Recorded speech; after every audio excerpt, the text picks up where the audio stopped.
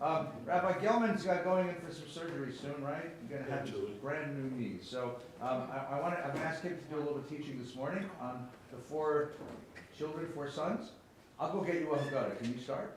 There you go. All right, I'll be right back. I'll get you the Haggadah. As long as you come back, otherwise they will hurt me. Yeah. Do I get to sit in that chair next night? Yeah. Oh, wow. Please welcome our dear friend, Rabbi Mark.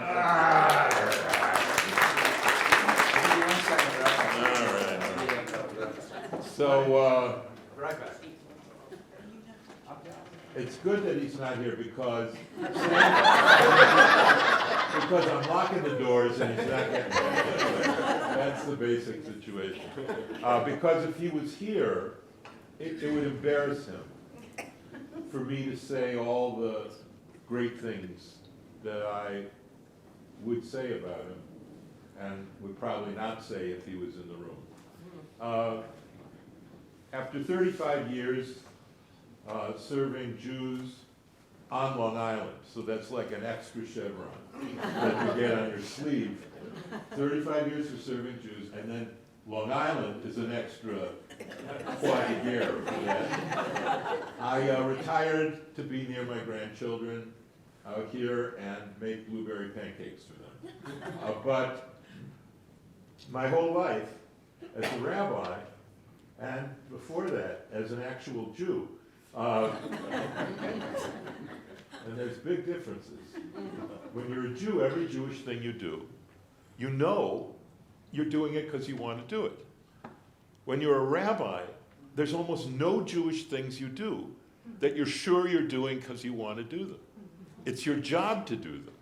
So getting kavanah, getting intention when you're a rabbi is very difficult. Anyway, the thing that I need most to live is to teach. And so I came out here, and I still write a weekly column for Tribune and do stuff, but I wasn't teaching. And it was killing me. I was suffocating. And so rabbis who knew I was here said, well, you got to study with Eddie. And I had been to some rabbis who said, oh, Rabbi Gelman, very nice. There's some other rabbis you might want to sit in their class, but not my class. It would destroy my natural humility to tell you why they didn't want me in their class, but Eddie said, I want you in my class. I even quit a couple times, just because I said I don't want to be a fifth wheel here. But he said, no, I want you to fight with me and swear at me and engage me. And I said, you know that you're the only one who has made that offer. So you are the elite of the elite here, and you know how great he is. But there are times you may not know why he is great. And this is one of the reasons he is great. He wants other people to teach. And he doesn't envy them. He's not jealous of them. He wants to learn. And he wants to help people teach who can help people learn. He is the greatest rabbi in America who is not retired.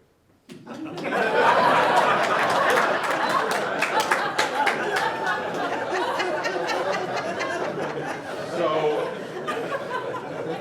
and we're going to do, some of you who like, probably the same ones who watch WrestleMania, want to see Eddie and I go at it at an evening program with boxing gloves and the whole thing. And we're going to do that when we find a date. But he was gracious enough to ask me to teach. So I have a drasha which I actually think will be useful to you. Everything Eddie has ever taught you is true. Some of it is useful. This is both true and useful. Well, true in the way that Midrash is true. So let's begin this way with 19th century German biblical scholar, Jewish scholar named Hermann Gunkel. Hermann Gunkel, who wrote a book on the legends of Genesis, had a wonderful phrase. He said the reason people are unable to read the Bible is because they read it with sacred inattention. Sacred inattention.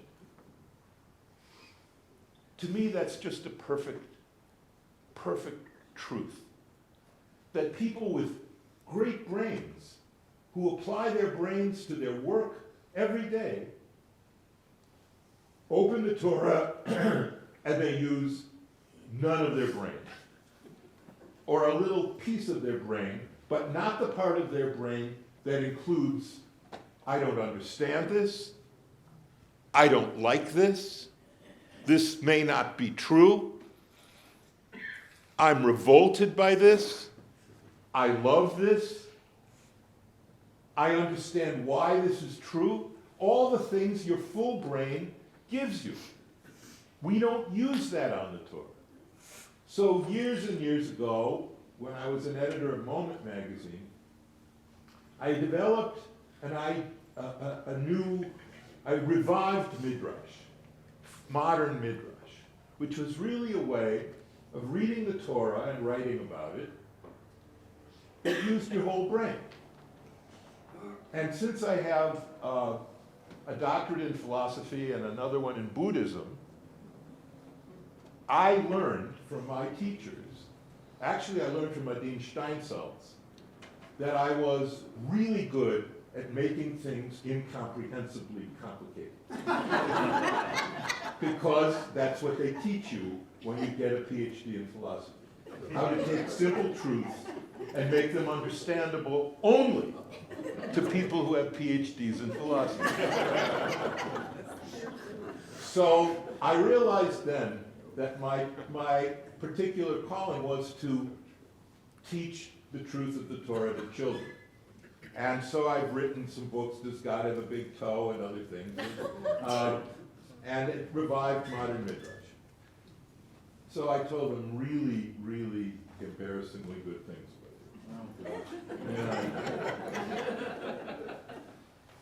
about it. So I want to read with you for your Haggadah, for your Seder, an interpretation of the four children, let's face it, it was four sons. They didn't mean daughters, but we mean children.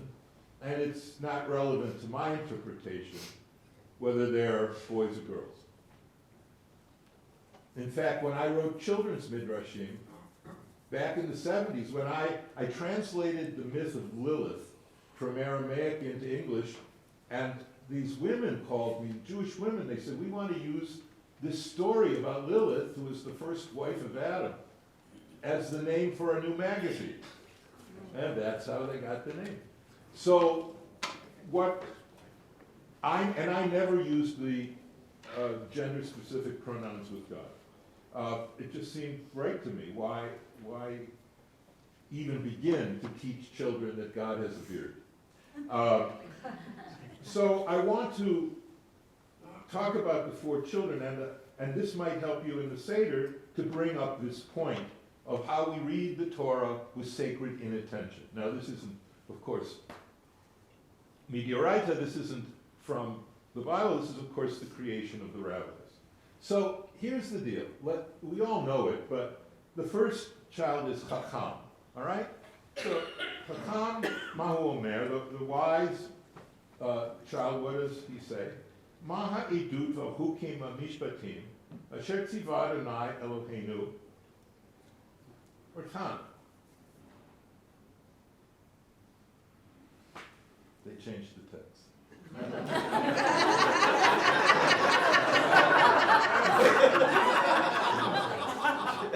This is conservative rabbis. What do you expect? I only read the Orthodox version, which is the real version. And this question of the wise son is, what is the meaning of the Chukim Mishpatim, Edut Chukim Mishpatim, which Rambam goes into, that's itself an interesting drasha of what are the three different kinds of laws we get from God. Some of the laws are things you cannot universalize, which means they have no moral valence. Things like lighting candles on Shabbos, that we have to do, but you can't universalize it. Which you, according to Kant at least, Immanuel Kant, if you can't universalize the maxim you're acting on to make it a universal law of nature, it isn't a moral law. It doesn't mean we don't do it. In any event, the original text says, what is all of this, these different levels, things we do that we can't universalize, things that we can universalize, like don't steal and don't murder. That's not just for Jews, that's for everyone, right? And what is the meaning of that? Lachem. Otan, etchem. It's etchem, but they changed it to otan. So the wise son says, what is the meaning of all these things to you? Now what's the wicked son say? The wicked son says, Ma'u omer, ma'avodah hazot lachem. What is the meaning of all this to you? And so let's look, first of all, at how the wise son and the wicked son are saying the same thing. And ask the simple question that no one seems to ever ask. Why is the wicked son wicked if he says he's wicked because he says to you and not to him, so you put his teeth on it, you say, you, if you had been there, you would still be making bricks with straw. So, but they both use second person. Lachem and etchem. Both of them say the same thing, to you. So what makes the Russia the Russia? It doesn't make any sense. And the people who wrote this, the rabbis, the Tanaim, the rabbis of the first 2 centuries, they knew this. So that's the first clue, that the 4 children has a secret message. And I love secret messages. When I was a kid, they had Winky, Dink, and You on the TV. Yes. And you used to put a plastic screen over the television, black and white television. On Shabbos. On Shabbos, and you would write the little, it wasn't a full word. So you were writing a thing, and then eventually, after a few weeks, the whole puzzle would be there. I didn't have the plastic thing, we couldn't afford it. That's how poor we were. We couldn't afford a Winky Dink screen. So I would just write on the television. On Shabbos. So this is a secret message. So the first problem with the 4 sons is that the wise and the wicked sons say the same thing. And we have to figure out what's going on there. The third son is the Tam, the simple son, simple child. Mahu Omer says, what's this? Mazot. What is this? And you give him an answer. And then the 4th child is Sheino Yodea Lishol, the one who doesn't even know how to ask. And you give him an answer. So, here's the big reveal. All Jews, BG, all Jews BG, before Gilman. And now all Jews PG, post-Gilman, have thought that the 4 sons were in descending order, which is the wise is the highest, the wicked, the simple, and the one who doesn't know how to ask. Everyone has assumed this. There isn't one rabbinic commentary that doubts this. Even Machzor Vitri, a 17th century work, which is closest to what I'm getting at, didn't get the full secret. What if the truth is the opposite? That's what I have to say. Oh, wow. What if the truth is the opposite? What if the lowest level is the Chacham, and the highest level is the one who doesn't even know how to ask? Follow me, and you'll see the other clue. The second clue to this theory, which I would say has left the realm of theory and entered the realm of absolute, undeniable truth. The first clue is that it's a chacham. Now, for those of you who are fluent in Hebrew, for both of you, I want to, I know your secrets, come on. I want you to pay attention to the difference between chacham and navon. Huh? Chacham and navon. Chacham means what? Look, neither of these words have a translation into English. You know the story how Eskimos have 100 words for white, because they have to tell the snow that's about to break, the snow that's crusted, white. They need lots of words for white. We need lots of words for smart kids. Chacham is the word used for what we would call, what I would call, a smartass. Someone who is a smarty pants. Someone who knows, the ones who do well on the SAT.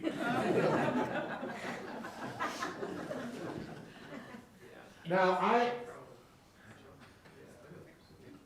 know these people. I'm one of those people. I have been emancipated from that world. A navon is someone who has wisdom. A chacham is someone who is smart. And intelligence, smartness, is not the same as wisdom. Intelligence is knowing what is. Wisdom is knowing what matters. And although you can be smart, I was just reading, I have a very eclectic reading habit, and I was just reading about the ages of grandmasters in chess over time. There's an essay that was done about how old the grandmasters in chess are. And the ages have come down from the high 20s to below 20 now. Oh, Magnus has messed up all the numbers. But it's getting lower and lower and lower to be a grandmaster in chess, which means you can be smart when you're very young. But you cannot be wise when you are very young. In order to be wise, you need to be betrayed. You need to fall in love hopelessly and without any good consequence. Someone has to steal from you. Someone has to hit you. Someone has to love you and take you and love you more than life. Until that happens, you cannot be wise. That's what the Buddha knew. That once you are wise, you are tied into the world, and the only way to have emancipation is to untie yourself. One of the things Judaism might or might not have gotten right, but it's another discussion. So they call the first son a chacham, which is exactly to say this guy is, and I say there's no English translation. There is a Yiddish translation for chacham. Achnyok. Achnyok. First of all, I just love saying it. Secondly, achnyok, the best translation of achnyok I ever heard was someone who doesn't trust their own kosher food.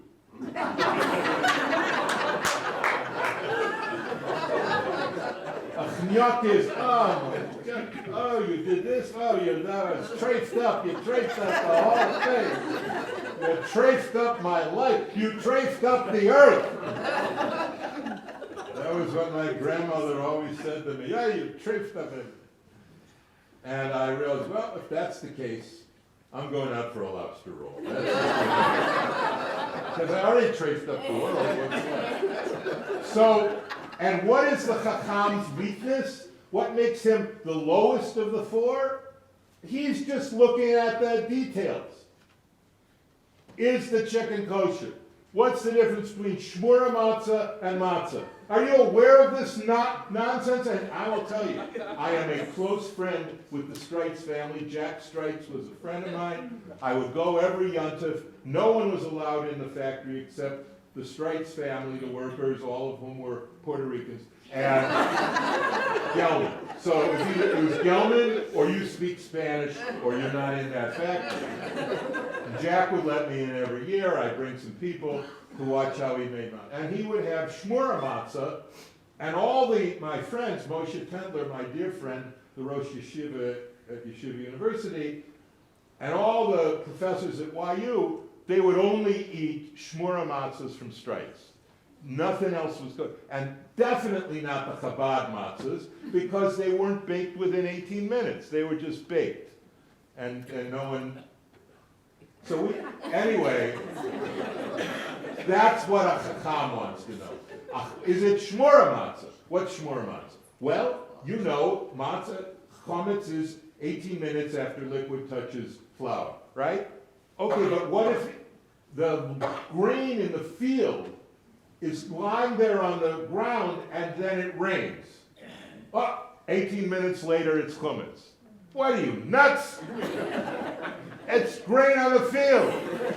No, it's chometz. What happens if they bring it in and they shelter it and it doesn't get rained on, and you bring it into the matzah factory, and then you do the matzah roll, and there's a little microscopic piece of old dough on the roller thing, and it rolls and rolls and rolls for the new batch? Chometz, chometz, chometz. What are you, nuts? The end result of this is a box of matzah, which they make for 14 cents and charge $1.50 for. $10, at $25, $25, $30 for a box of shmura. Yeah. And I only ate shmura because I thought it tasted better, not because I'm a chnyok.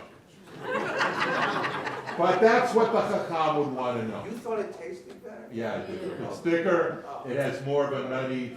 It's Shmura matzah, if you get shmura matzah, eat the box.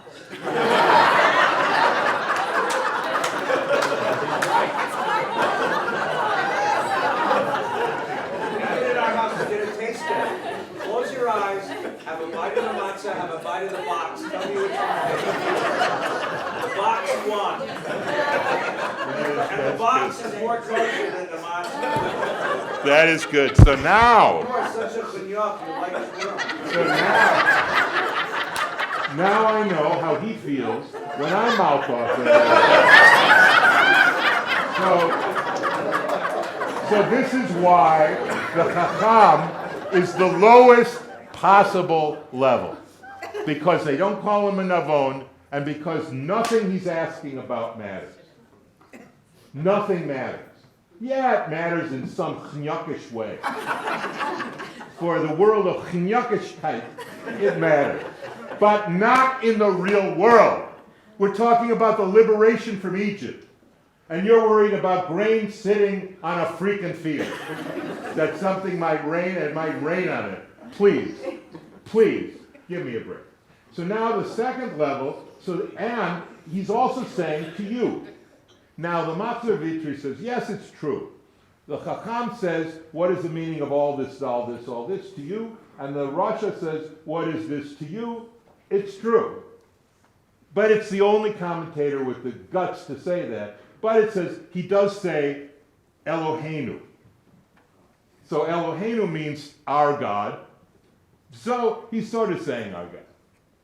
But then why does he say to you? They don't comment on that. Because, why? I wasn't there. I wouldn't have let him go with that. So now let's suppose, follow my midrash here, follow my drasha, that this is really not a midrash because it's not a story about a story in the Torah. It's a story about a rabbinic story. And so the simple, let's assume the lowest is the wise, is the Chacham. Why is the Rasha higher than the Chacham? Because look at his question. He says, The wicked says, what is this service for you? What is this avodah? He understands that Pesach is avodah. It's work, worship, work/worship, prayer. And he's not asking about shmura matzahs. He's asking about the prayers. What do these prayers mean to you?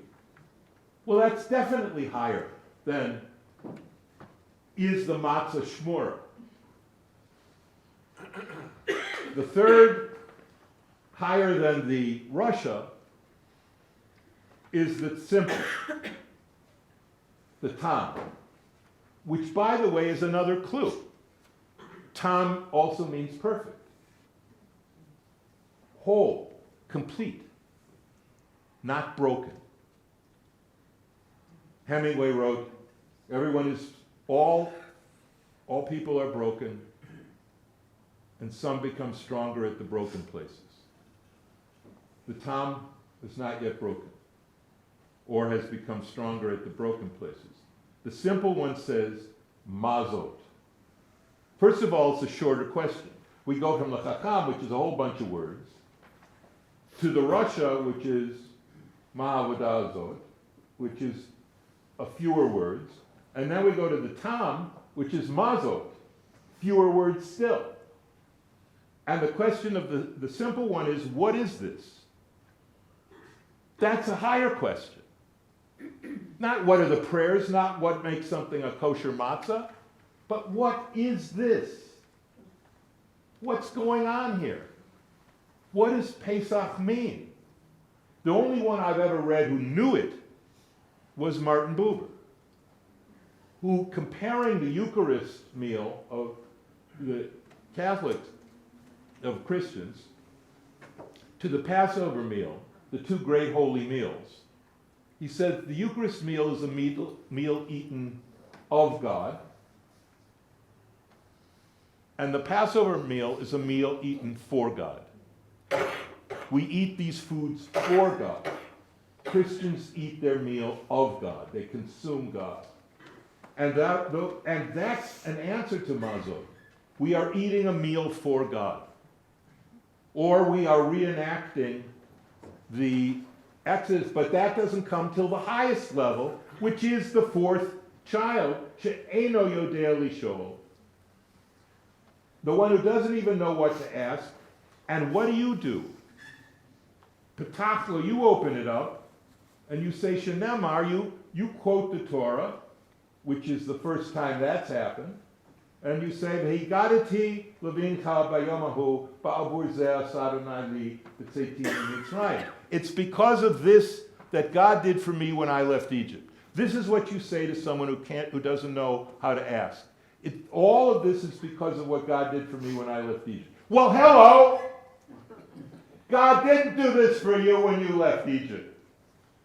Most of you never left in Sinai. You definitely never left Egypt.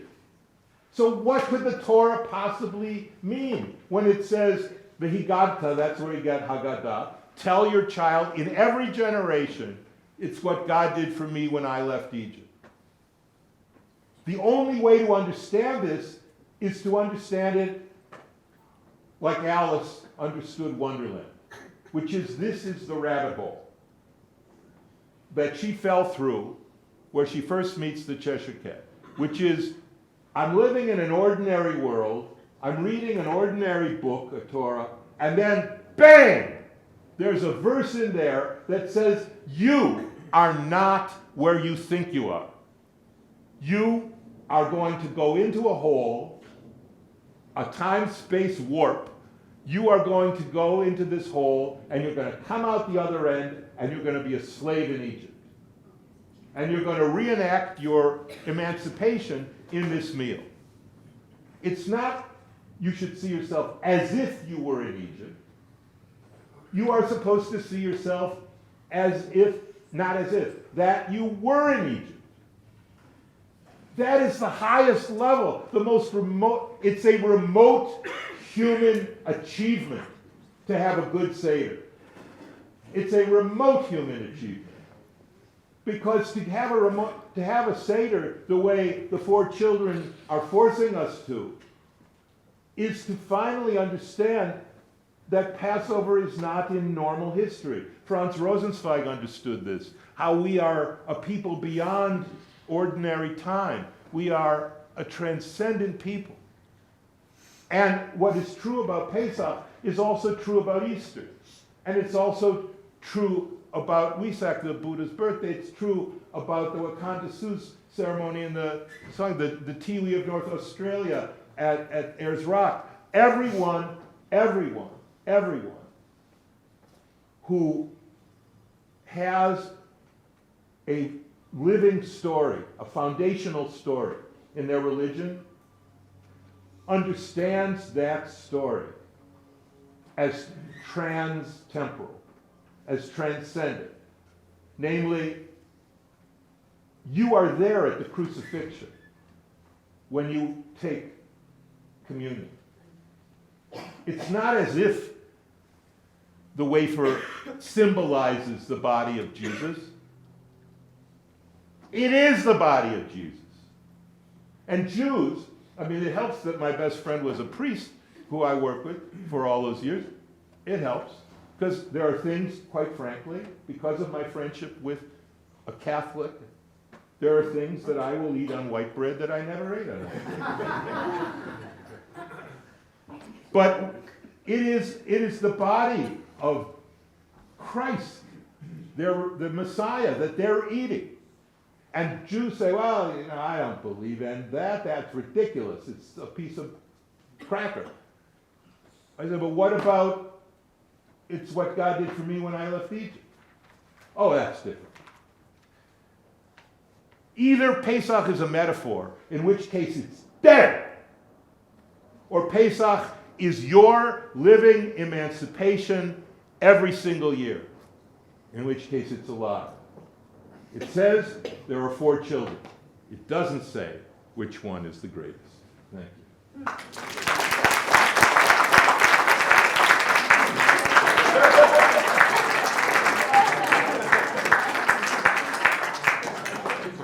Take a rest for a few minutes. Hallelujah! Can I have a hallelujah?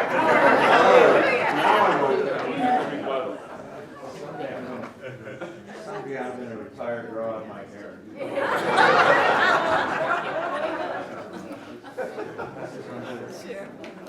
So I'm going to answer one more question. This sheet has a couple things on it, but we'll do one side. You can just pass this around. Everyone got one? There should be enough for one for every 2 or 3 people, so grab one. So I want to ask the next question following Rabbi Gilman's wonderful presentation. And that's why. The question is why. Okay?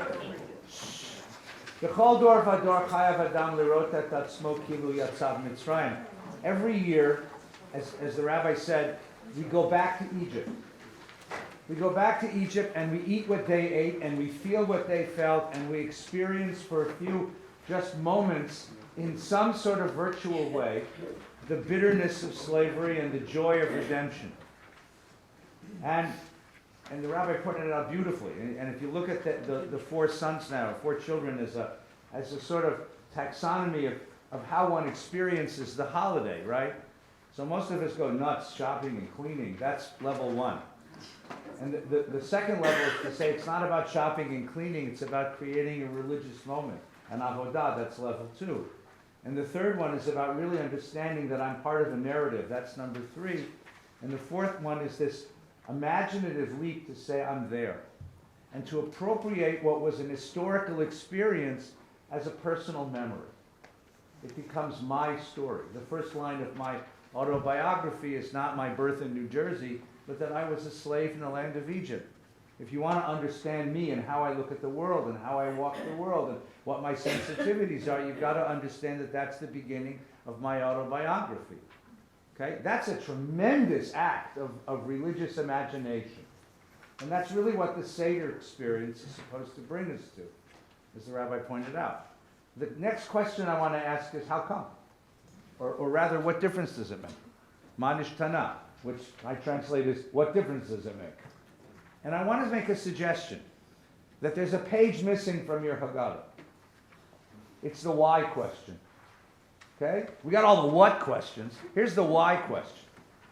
And the reason why it's missing from the Haggadah is that the guys who wrote the Haggadah were the rabbis of the first century, assumed that you'd be doing what you were doing. You'd be in shul every Shabbos reading the Torah. And if you're in synagogue every Shabbos reading the Torah, you don't need to be told why, because you know this already. But for those of us who don't make it every Saturday, we got to answer that question, and we should have put it into the Haggadah. Now, when I had a why question, there's two places to go. Either I go to my teacher, and I went to Rabbi Schulweiss with this at one point, and he was busy. So I went to my computer. I have on my computer all the books that my dad bought me when I was in seminary. Sorry. Right? They're indexed. So I asked the computer, why? And the computer said, find out how many places in the Torah you're told to do something because you were a slave in the land of Egypt.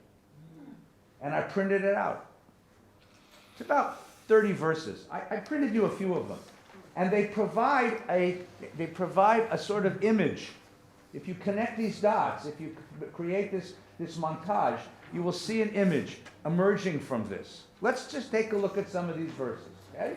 Look at the top. Everybody see it? It says the Haggadah's missing page, which you can take home and stick into your Haggadah now, right? Exodus 22:20. You will not wrong a stranger or oppress him, for you were strangers in the land of Egypt. You'll not ill-treat any widow or orphan. Well, that seems pretty obvious, right? Stranger, widow, orphan, what do they have in common? Powerlessness. They're powerless and they're vulnerable. They have no redress. They can't sue for assistance because they have no standing in a Jewish court, right? The widow has no husband in a male-centered society. The orphan has no parent in an adult-centered society, and the stranger is going to get picked up by ICE and sent back to El Salvador, right?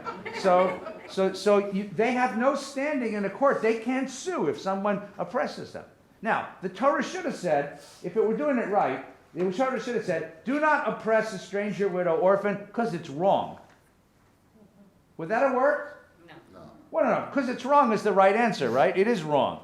It's just wrong. That would be a Platonic ethic, Plato's ethic, right? We know what the good is. This is not it. We could have said, do not oppress the stranger, widow, orphan, because you have a duty to protect the vulnerable. That would be a Kantian ethic. The problem with a Platonic ethic is Coca-Cola sells well. We know what's good, we know what's bad, and we still drink a lot of Coke. The problem with a Kantian ethic is, right, I'd be 30 pounds lighter. I know my duty, and yet when chocolate comes calling, I'm vulnerable. Okay? So the Torah chooses another way to do it. Okay? True story. I get a member of our synagogue comes to see me with her cleaning lady.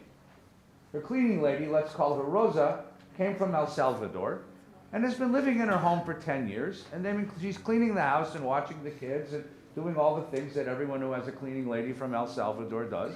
And Rosa tells me a story. In my bad Spanish, I could basically understand what she says. She has a cousin, Maria, who also came from El Salvador and is working for another Jewish family in the neighborhood. Not a member of the shul, but another Jewish family in the neighborhood. And they haven't paid her in 12 weeks. I said, why not? They said, no sé, señor. Every time that Maria goes to the master of the house and says, it's time for me to pay me, I need to send the money back to my family in Salvador, the guy says, tomorrow, I'll pay you tomorrow. And Maria can't say anything because she's not documented. And and Rosa, who's been living with a Jewish family, looks at me and says, she says, you are Hebreos. Hebreos tienen corazón. Hebreos have heart. Es no Hebreo. This is not what Jews do. She says, I've been living with a Jewish family now for 10 years. I know Jews. I know Hebreos. Hebreos, they care. This is not what Hebreos do. Señor Rabino, fix this. I'm embarrassed. I'm embarrassed in front of this woman. So I picked up the phone and I called the guy. He's not a member of the shul, but if your name is Rabbi, you can get past secretaries real fast. Right? Right? And I get the guy on the phone and I say, listen, I'm really sorry to bother you, and I certainly don't want to embarrass you, but I understand there's some issue with the lady working in your house. Right? And it's not cool what you're doing. She got paid. She left the house. She went to another family. She's living. She's making a nice living. Hebreos tienen corazón. Jews have heart. That's called what? That's called an ethic of empathy. When you see the vulnerable, and first of all, that you see them. Because what happens in the course of life is that the vulnerable become invisible to us. And invisible people live among us all over the place. And the first step in this ethic is they become visible. Sight is a physiological reflex, but vision is culturally determined. We see what we're taught to see, and we ignore what we're taught to ignore. And if you don't believe me, go to the movies. Go see Hidden Figures, which is a beautiful movie. And if you can't see that one, go on TV. The Help was playing last night, about the maids in the South in the 60s. And if you don't like that one, go see the Jackie Robinson 42. I mean, again, especially for younger folks who don't understand that there was a time in this country when a black man could not step on a major league ball field without being just destroyed. Because he's an invisible. He wasn't supposed to be visible. Hidden Figures is that beautiful movie about the ladies who worked at NASA. And the invisibility of these women. We render people invisible. So the first level of ethical sensitivity that grows from the narrative, from the experience of slavery is, you know what it's like to be rendered invisible. Therefore, you gain a new set of eyes. And you will not allow any human being to fall into the level of invisibility. See them. And the next level is an ethic of empathy. Feel them. Feel their pain. When you see that woman working for no wages in that home, it's not just that you have a sense of obligation or duty or right or wrong. You feel her. Why? Because you were her. That's the purpose of making the narrative a personal memory. So that when you walk the world, you see that person and you feel their pain. That is called an ethic of empathy. And that says that according to the rabbinic tradition and the biblical tradition before it, in some ways is a much more powerful ethic than a Platonic ethic or a Kantian ethic, because it's much more gutsy. Look at the next one. When you see your enemy's mule lying under its burden and would refrain from raising it, you must nevertheless raise it with him. You will not subvert the rights of your stranger or the rights of your needy in their disputes. You will not oppress a stranger, for you know the soul of the stranger, having yourselves been strangers in the land of Egypt. It's the next chapter, and the same idea is reiterated. Now here it's attached to a different rule. This isn't going to happen in your Tarzana neighborhood very frequently, right? Where you're going to be walking and you're going to see an animal, a donkey, a mule, and a horse fallen under its burden, that the farmer has overloaded the animal. So let's find a better analogy. You have a neighbor who plays ear-splitting hard rock and roll music at 3 o'clock in the morning. So you call up your neighbor and say, yo neighbor, pardon me for bothering you. I don't want to interrupt your artistic reverie, but I have to be at work in the morning. You think you could turn the music down? And your neighbor says something unkind about your mother. So you figure perhaps he didn't understand your need. You go next door, you knock on the door. You say to the neighbor, you're standing there in your bathrobe and slippers, I understand that you are a fan of this kind of music. I'm sure that it excites you in some deep way, but I need to get to, my kids have to go to school in the morning. Could you turn the music down? And the neighbor says something unkind about your grandmother. Now, a week goes by and it's pouring rain, and you drive around the corner and there is that neighbor, and he has a flat tire and no handle for the jack. Now you are driving by. What are you tempted to do?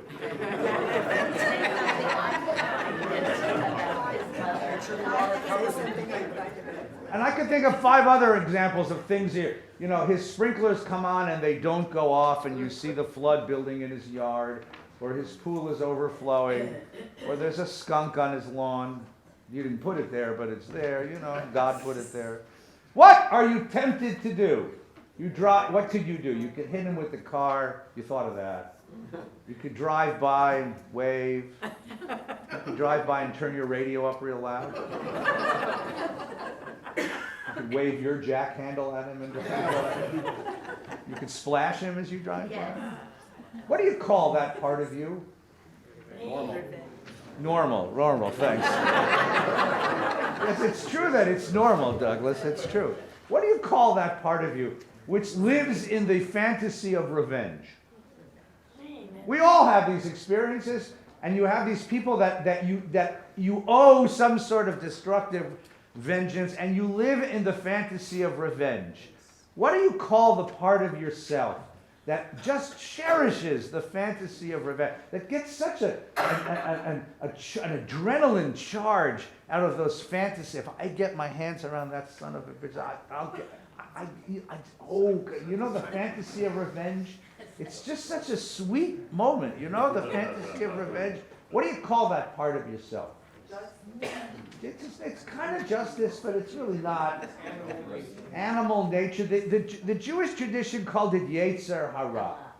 That's your evil inclination. Not so much evil, it's just that living in that place is not good for you. What, Eileen, what are you saying? It's real. It's what? It's real at the moment. It's real at the moment, and it gives you such a sweet charge of adrenaline. What are you supposed to do? Stop and help. Why? You're right. You're supposed to stop and help. That's right. Because it's right. But he doesn't deserve it. It's not right. It's not a question of deserve. Ah, why? Okay. Why do I stop and help? Because you know how Because you you're felt you know when what's you asked right. him. Because what? You know what's right and God's watching you. You know what's right and God's watching you. It's a little punitive there, Mrs. Shapiro. Now you remember how you felt when you Yeah, you know how you felt. You know. You know how you would feel if you So let me suggest, because we don't have a lot of time. The question here is, who controls you? You. Your conscience or your Yetzer Hara? To be liberated isn't just to be liberated from external slavery. It's to be liberated from your own worst inclinations. And here it is an act of liberation to say, oh, I'd love to run the son of a bitch over, but I'm not going to do that because I'm better than that. Because I'm better than that. And so it's a question, here the whole question of liberation is turned inward. And I want to liberate myself from that aspect of myself. That's a second interpretation of the thing. Let's take another one. We'll do 2 more and then we'll quit. Ready? Well, let's skip the next one. Look at Deuteronomy 5. This is the 10 Commandments as it's iterated in the book of Deuteronomy. And this is commandment number 4. Observe the Sabbath day and keep it holy as the Lord your God has commanded you. 6 days you will labor and do all your work, but the 7th is the Sabbath of the Lord your God. You'll do no work. You, your son or daughter, your male or female slave, your ox, your ass, any of the cattle, the stranger in your settlement, so that your male and female slave may rest as you do. Remember you were a slave in the land of Egypt, and the Lord your God freed you from there with a mighty hand and an outstretched arm. Therefore, the Lord your God has commanded you to observe the Sabbath day. So Shabbat, Sabbath, is somehow associated with the experience of slavery. What's the ostensible, what's the surface level association? Why is slavery the motivation for Shabbat? You work 7 days. A slave gets no Shabbos, right? A slave gets no time off. You establish your freedom from your working life, right? The difference between a slave and a free man is the question about whether you can turn off your cell phone. If you can't turn off your cell phone, right? You carry it with you, and you're always checking it. One would assume that you're a slave. Somebody owns you, right? So you can turn it off and say, the next few hours belong to my family, to myself, to my soul. The next few hours belong to God. You might be a free person, as the great Jeff Foxworthy once said. But now let's take a look at this one. Let's take a look deeper for a minute. Who rests on Shabbat? Everyone. Everyone. Who? You're the householder. Okay? Your son and daughter, Your kids, okay? Ivanka and Jared, right? Your male and female slave. So there's slavery in the Bible, but it's a peculiar form of slavery because they get a day off, okay? How come Your wife servant. doesn't? How What? come your wife doesn't get it? You are, it's included in the you, right? Because the Torah was given to the women. Men are too stupid for that. The slave or the servant rests also. Even the animals rest. The ox, the ass, and the cattle. Why do the animals have to rest? Why can't you work the animal on Shabbos? Look, the ox doesn't know it's Shabbos. Yeah, but someone has to work. Somebody would have to work the animal. Right. And if the animal had to be worked, then someone would have to lose the day off. Okay? And the stranger who lives there. But that isn't it also a kindness to every living thing? It could also be interpreted that way. We'll come back to that idea in just one moment. Okay? We'll hold that thought. Now, if everybody rests, Sunday to Friday afternoon, I can say to my servant, right, as I'm lying in front of the television set, get me a beer from the fridge. And the servant says, yes, sir. But on Shabbos, if I say to the servant, get me a beer from the fridge, what does the servant have a right to say to me? Get it yourself. Get it yourself. In other words, this is the kind of rest which effectively collapses the social hierarchy one day a week. One day a week, he's not my servant and I'm not his master. One day a week, we become equals. What I own is irrelevant. He is a human being and I am a human being, and we enjoy this Shabbos together. So one day a week, the social hierarchy is erased. It's collapsed. So for all of those philosophies that taught that your position in a social hierarchy is ordained by God, the reason you're a slave is because God wanted you to be a slave. The reason you're a servant, a slave, a serf, is because it's in your nature to be a serf or a slave. That's what Plato taught. Aristotle taught. The Bible said nonsense. That's a social construct. Inequality is a social construct. And one day a week, we wipe it away to remind you that the person who works for you is actually a human equal. On the level of metaphysics, that person is your equal. And any inequality that you might introduce into the world based on an economic system is a social construct. You created it. God didn't create it. What world did God create? And this comes to Wendy's idea. God created a Garden of Eden. Who was on top and who was below in the Garden of Eden? Nobody. Everybody lived equally, including animals. That's the ideal of the world, is the Garden of Eden. So Shabbat effectively is a furlough back into the Garden of Eden. But in the Garden of Eden, all living creatures are valued. None work. Everyone values. Everyone cares for each other. There's a mutuality of concern. That's the social ideal. And no matter how far from that social ideal you might live, one day a week you get to taste it. One day a week you get to remember, that's why we came out of Egypt. Egypt is the opposite of Eden. Egypt is the place where the social inequality has been frozen into reality and will never change. You bust out of Egypt because you want to take a step toward a social reality of equality, of at least mutuality, where people don't have to serve the other, and no one feels inferior to the other. That's the ideal of the Shabbat. I'll do one more. I got one more. 5 more minutes. Ready? Let's do Deuteronomy 20. This is my favorite one. To Deuteronomy 24. Ready? This one really is going to blow your mind. You shall not subvert the rights of the stranger, the fatherless. You'll not take a widow's garment in pawn. Remember, you're a slave in Egypt. Now, there's a little detail thrown in there. It comes so quick, you'd probably just overlook it. Every bar mitzvah kid overlooks it till I yell at them. You will not take a widow's garment in pawn. Tell me that story. There's a whole narrative packed into those few words. What's the narrative? Think of the narrative. Come on. They needed to. Who was she? Who was she? She was somebody. She was married, they had means, they lived in a nice home, they had art on the walls, she owned nice clothing, she owned jewels, they had beautiful children who went to expensive private schools, they drove nice cars, they lived a very nice life. And then what happened? Her husband. He died. And he left behind, use your imagination, debt, crime, tax debt, criminal debt, right? Hospital bills. And she gets wiped out. So what's the first thing to go? The kids come out of the private schools into public schools. She sells some of her jewelry. She sells some of the artwork. Eventually she can't live in that house. She sells the house and moves someplace else. The kids have needs. She tries to make a living. It's been a long time since she's been in the labor force. She's having a hard time making a living supporting the children. She sells the rest of her belongings. She sells the wedding ring finally. And when she has nothing else to sell to feed her children, what does she sell? Goes off her back. Think about that, Douglas. What does that mean? She sells herself.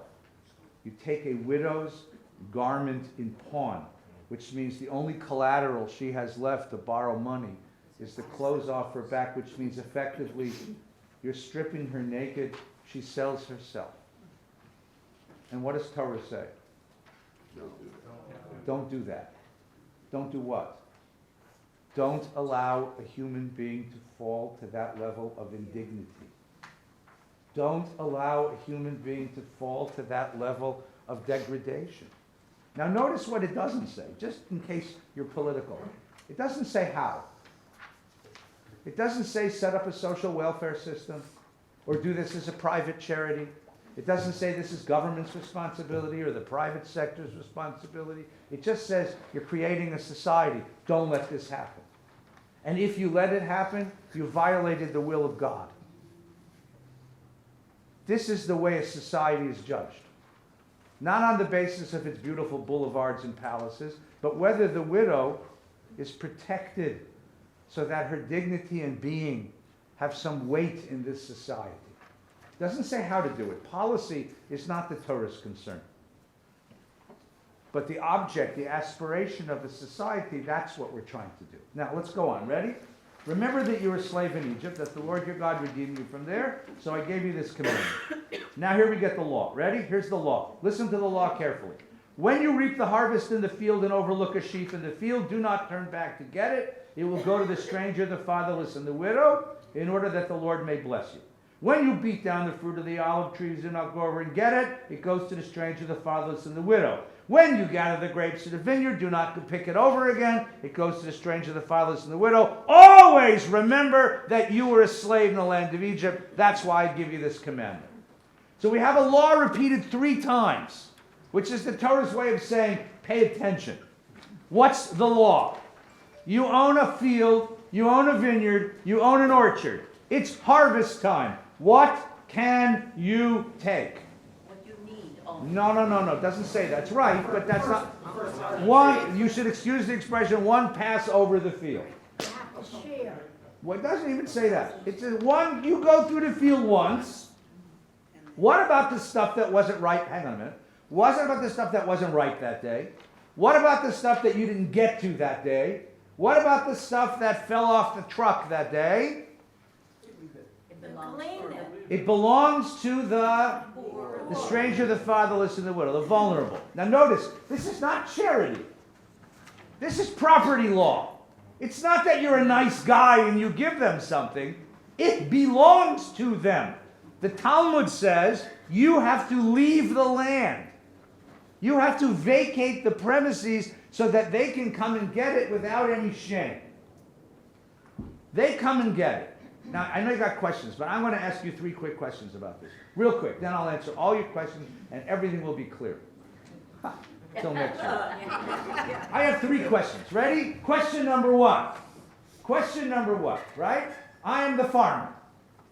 I listen to this and I say to you, what? I used to live in Texas, so you'll pardon me for this. Are you kidding me? My God, are you kidding me? This is my field. It was my daddy's field, and it was his daddy's field. I planted this field, I cultivated this field, I irrigated this field, I fertilized this field, I worked this field till I'm tired as a dog, and now it comes a harvest time, and y'all tell me I can do what? I can take out what? One pass over my field? You bunch of Jew communists. My God, a bunch of commies. I knew it. You mean some folks who didn't work the field, didn't harvest, didn't fertilize it, they're going to come and take my food? My God, what a bunch of commies. Right? You lived in Texas too long. I know. I know. That's the truth, though. That is. Right. You don't know America till you lived in Dallas. America till you lived in Dallas, Texas on a Sunday morning. Go to church and then the cowboy game. Right. Jesus Christ and Tom Landry is as close to the Lord God as I'm going to get. Right. Right? Sure, yes. What's the answer? Is he right? Yes and no. Is he right? This doesn't seem to be capitalism as I know it. Is he right? Is this un-American? Doug, do you want to answer? Well, this is what I do for a living. The Yeah. essence of a property right Yeah. is the right to exclude others. This is changing the nature of what it means to own property. Exactly. So what does the farmer own? He owns the He doesn't own the land. What does he own? He owns the lion's share of No, the he doesn't benefits own the of lion. land. He owns the lion's share of the benefits All of these the lawyers, and land. I'm asking them questions. He owns You know how much this would cost me if it wasn't Shabbos? he owns the benefits of the land. Yes, he owns He owns the right to one pass over the field. Period. He does not own the field. That's very important here. Why doesn't he own who does own the field? God. God. You only lease. In Torah, you don't own anything. You don't even own your own body. Did you know that, by the way? You only borrow it. That's why you're not supposed to tattoo. Because it's like renting a car from Hertz, painting it purple, and bringing it back. They frown on that.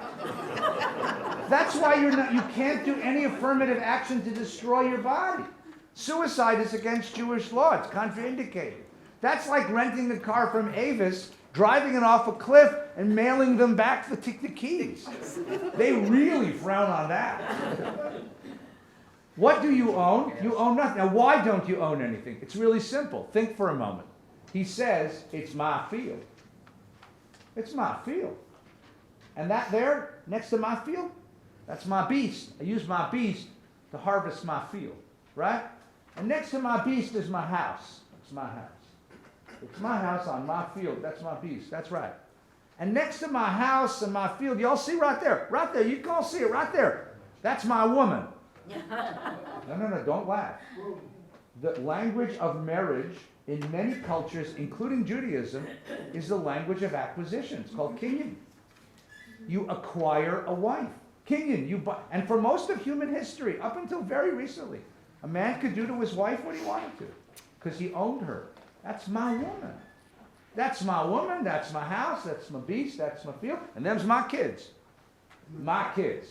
They're my kids. You can't tell me how to raise my kids. If I want to beat them, that's my right. That's my kids. So I got my house. I got my field. I got my wife. I got my beast. Got my kids. And to help me out around the house, that's my man. Torah understands that the acquisition of a slave is not different in kind than the acquisition of anything else. Or in other words, if you can own anything, you're going to want to own everything. So in order to forestall that, what does Torah say? You don't own anything. You don't own anything. You don't own. Ownership is precluded by this system. It's all owned by God. You just borrow it. And the borrowing, the lease arrangement, carries strings. That's answer number one. Here's number two. You ready? Here's my second question. Now y'all look, see what happens here? Now I go over the field once, and then I get off the field, and all these poor folks come and they take the field. Anyone here ever done farm work? Anyone here ever done farm work? Let me tell you something. Farm work is hard. I was raised as a labor Zionist in my father's house. I read Ber Baruchov and Aleph Dalet Gordon, and I knew that farm work was romantic and it was glorious and it was original. And I went to the kibbutz one summer. I went to work on the kibbutz one summer, and I got out in the fields and I said, "Yes, God, I'm a Jew working the Jewish land. It was so beautiful. It was so romantic. It was so moving for 10 minutes. And then what happened? My back hurt. My knees hurt. My hands were bleeding. This was boring. I'm standing on a field that's 4 kilometers long and 3 kilometers wide. It's me and 2 other kids from Massachusetts. And the guy said, pick up all the rocks. I said, how many? He said, just keep picking them up. Just pick up rocks. Like, what? Boring! Boring, backbreaking, mind-numbing, horrible work. So the farmer says, tell you what I'm going to do. Ladies and gentlemen, I'm going to make you all the deal. It's so easy. I have a John Deere 900. It's the finest piece of farm machinery ever created by human hands, and made in America. Right? So I'm going to harvest the field. I'm going to get every speck of grain out of that field. And then you know what I'm going to do? I'm going to take it. You tell me how much money you need for your food bank. I'm going to write you a check. I'm going to write you a check. I'll write you a check. You can have a clinic. You can have a library. You can have a Head Start program. I don't care what you do. Y'all a bunch of liberals. You know what to do. But I'll write you a check. You don't want them poor people out of my field. They can get hurt. It's hard work. It's so much easier if I just write you a check. You can just take care of them all. Do we have a deal? No. What? Who said no? What do you mean no? All right, you drive a hard bargain, boy, but I'll tell you what I'm going to do. You tell me how much money you're going to need this year. I'll write you double. I know how much food's going to be left out in that field after I harvest it. I'm going to give you double. I'll give you double. You put up your clinic, your food bank, your Planned Parenthood abortion clinic. I don't care what you're doing. I don't care. You just put it up. You take care of them folks for me, okay? I'll write you double. Do we have a deal? No. What do you mean no? Okay, you drive a hard bargain, boy, but I'll tell you what, I'll give you, all right, 3 times, but that's my last offer. I'm going to write you a check. You can take care of them all 3 times. Do we have a deal? Well, maybe if you do it to the shul, but otherwise, no. My God. I offered you everything. What else do you want? What's the difference? The dignity. What's the difference between making them come and harvest their own food and I give you the check and you set up clinics and you set up social service agencies? Very easy. It's charity versus dignity. Yeah, but it's hard work. But you're earning your own keep. So what did you learn? So what did you learn by being a slave in the land of Egypt? To respect the dignity of every human being. The hardest part of being a slave is not the labor. It's not the physical oppression. It's the degradation. It's the dehumanization. It's rendering a human being invisible. You can feed a person's belly and destroy their soul. And if you feed their belly and destroy their soul, you haven't done them anything good. So the Torah says, feed their belly, but be damn sure you don't compromise their dignity as human beings while you do it. So part of it has to be create that social service system, but be damn sure that the dignity of the human being, the humanity of that human being is preserved in the process. Otherwise, you render them a slave all over again. That's the second question. Here's my third question. Ready? So, anyone ever drive out like the Central California, right, the Central Valley? You see the farms out there? How big are they? Big. Yeah, I mean, not much less Iowa. You ever been to Iowa? Right? It's hard to know you're in Iowa because there's so much corn. I mean, you just drive for miles, right? Miles, right? So you got this fella now, he has a field, and he harvests the field, you know, and he goes to bed that night, and his barn is full, his silos are full, his larders are full. Why do I keep talking like this? Get out of my head. His larders are full, and he can't sleep. Anyone have an olive tree at home? How many olives on one tree? A lot. Right, that's the right answer. Or a grapevine. If you have a good grapevine, it's like amazing how many grapes this thing is. And yet, he can't sleep. You know why? Because in his dreams, he sees this one stalk of wheat, and it mocks him. Yeah, I'm still here. I'm still here. I'm still here. I'm here. I'm here. One grape on the vine is left. One olive on the tree is left, and he can't sleep because that's all he knows is the one grape he didn't harvest. The one stalk of wheat he didn't reach. The one olive on the tree he couldn't pull down. What do you call that man? President. Greedy.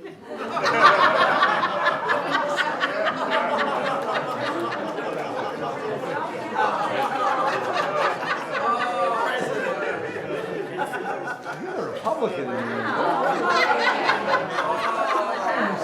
I am assiduously staying away from that. What do you call that person? Obsessed, compulsive. What do you call that person? Obsessed, compulsive, greedy.